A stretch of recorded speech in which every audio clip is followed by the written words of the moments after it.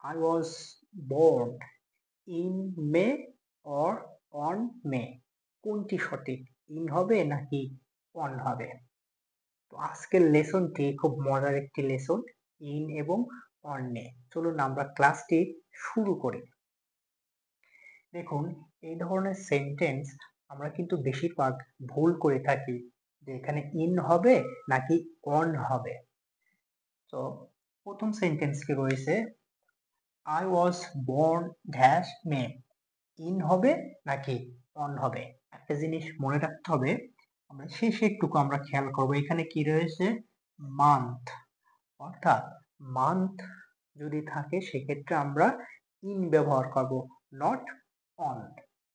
এখানে হবে আমাদের ইন, অর্থাৎ মান্থ, ইয়ার এবং লঙ্গার পিরিয়ড অফ টাইমস এর ক্ষেত্রে আমরা ইন ব্যবহার করব, নট অন।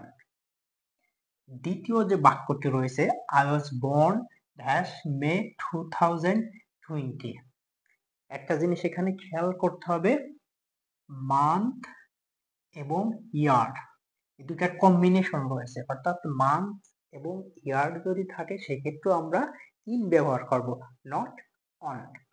এক্ষেত্রে আমাদের হবে ইন।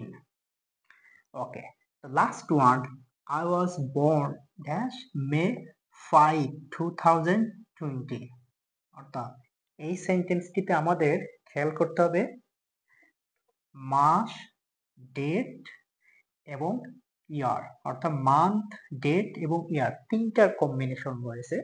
এর আগের দুটা সেন্টেন্স আমরা দেখেছি মান্থ, ইয়ার থাকলে ইন হবে, এবং যদি ডেট থাকে, ডেটস, অর্থাৎ ডেটস থাকলে আমাদের অন ব্যবহার করতে হবে, নট ইন, অর্থাৎ স্পেসিফিক ডেটস, ডেজ যদি থাকে সেক্ষেত্রে on, not in.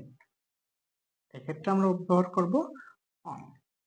I was born on May 5, 2020. তো আশা করি এই ভিডিও দেখার পরে ইন এবং অনের যে ব্যবহারটা রয়েছে সবার ক্লিয়ার। ধন্যবাদ সবাইকে, আশা করি সবাই পাশে থাকবেন। আল্লাহ হাফেজ।